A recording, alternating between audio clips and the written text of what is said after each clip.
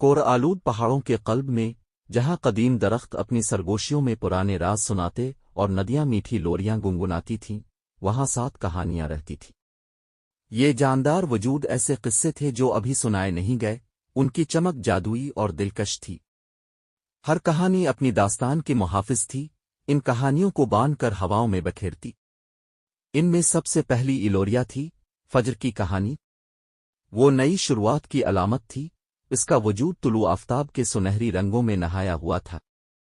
اس کی کہانیاں امید اور وعدوں کی بات کرتیں، ان کہانیوں میں ہر نئے دن کی روشنی کو گلے لگانے کا پیغام ہوتا۔ اگلی کہانی برائر کی تھی، مہم جوئی کی کہانی۔ نیلے رنگ کے لباس میں ملبوس اس کی آنکھیں رات کے تاروں کی طرح چمک۔ اس کے قصے بہادری اور جرت کے تھے، جہاں ہیرو پراسرار زمینوں میں داخل ہے کر وہ حوصلہ دریافت کرتے جو انہیں پہلے معلوم نہ تھا۔ اس کی کہانیاں وادیوں میں گونجتیں اور سب کو اپنے مہمات کی تلاش پر الفاقساتی تھیں۔ پھر سلسٹین کی باری آتی، محبت کی کہانی۔ اس کی موجودگی نرم اور لطیف تھی۔ اس کی باتیں ایک پرسکون ندی کی طرح بہہ جاتی، محبت بھرے قصے بانت جو وقت اور فاصلے کو پار کر لیتے۔ اس کی دھنیں سردیوں کو بھی نرم کر دیتی اور دنیا کو محبت کی گرمی یاد دلاتی۔ ڈیلس دانائی کی کہانی قدیم علم کا محافظ تھا۔ اس کے قصے تاریخ اور بھیدوں کے دھاگوں سے بنے ہوتے جو سننے والوں کو خود اور کائنات کے رازوں تک لے جاتے۔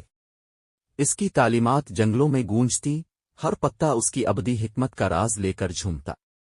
پھر ایلڈیرا آتی، شرارت کی کہانی۔ اس کا وجود ہنسی اور چمکدار پریوں کے غبار سے گھرا ہوا تھا۔ اس کی کہانیاں چالاکی اور خوشی کی تھیں، جہاں زندگی کے لمحوں کو ہنسی میں ڈھالا جاتا۔ اس کی شرارتی ہوائیں دور تک پھیل کر دنیا میں خوشی بکھیرت۔ چھٹی کہانی فنٹر کی تھی، راز کی کہانی۔ پراسرار اور سائے میں لپٹی ہوئی، اس کی کہانیاں معمہ اور تجسس سے بھری ہوتی۔ اس کے بھید بھرے قصے پائن کے درختوں میں سرگوشی کرتے اور سب کو دعوت دیتے کہ وہ شام کے سائے میں چھپے رازوں کو سمجھیں۔ آخر میں گویارا تھی، وراثت کی کہانی۔